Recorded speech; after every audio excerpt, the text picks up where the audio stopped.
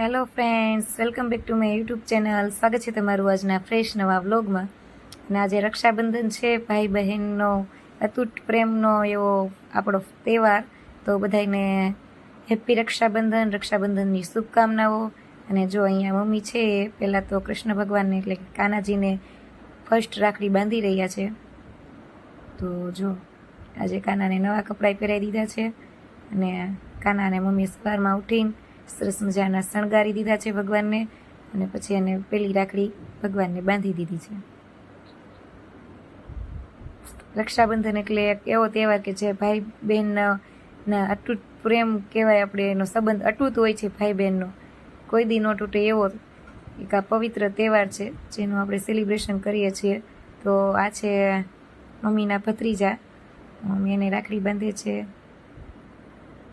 બસ પ્યાર તેરા સચ્ચા સબર.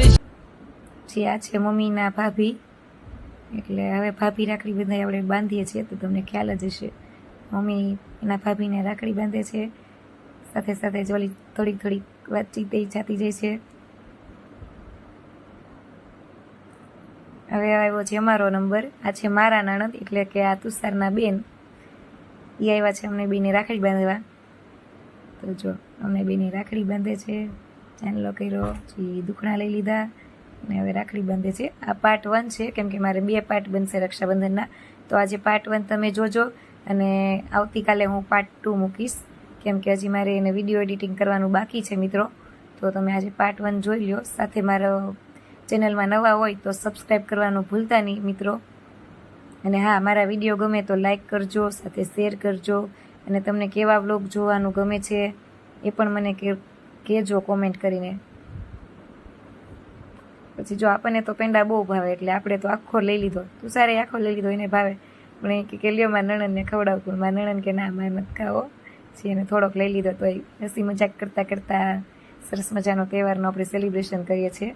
પછી આ છે મારા બીજા મામાજી, એટલે કે મારા મમ્મી છે એના બીજા ભાઈ. તો મમ્મી હવે એ આવ્યા છે તો એને રાખડી બાંધે છે. પછી આ મારા મમ્મી છે એના બીજા ભાભી, તો મમ્મી એને રાખડી બાંધે છે, ભાભી રાખડી. પેલા ચાંદલો કરી દીધો, પછી મમ્મીએ રાખડી સરસ મજાની લીધી છે. જો મમ્મી એને રાખડી બાંધે છે.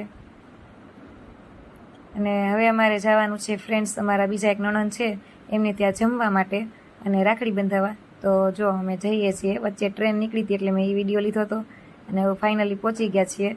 તો જમવામાં જો બધું હતું, પૂરી અમે વણતા હતા. મેં કીધું ચાલો ગુડીબેનને મેં તમે મારા બધાનો વિડીયો લઈ લો. તો આ વિડીયો ગુડીબેને લીધો છે. અહીંયા જો બધું કામકાજ ચાલુ છે. અડધા માણસોને જમવા બેસાડી દીધા છે, અહીંયા પૂરી તળાઈ છે. અહીંયા જેન્ટ્સને અડધાને જમવા બેસાડી દીધા છે. અને 35 જણા હતા એટલે જમવામાં વાર લાગે, એટલે 2-3 પંગત પાડી હતી. ને જો આ ગુડી દીદી છે એ બધાને પીરસે છે. મિલનભાઈ બેઠા છે, એની બાજુમાં સાનવી બેઠી છે સામે. જો હવે છેલ્લે લેડીઝ લોકોનો વારો અમારો આવી ગયો હતો. ના, હજી મારો વારો નહોતો આવ્યો, હજી 2 પંગત પડી હતી. આ ફર્સ્ટ છે. તો મળીશું એક નવા બ્લોગ સાથે. ત્યાં સુધી આવજો મિત્રો. બાય.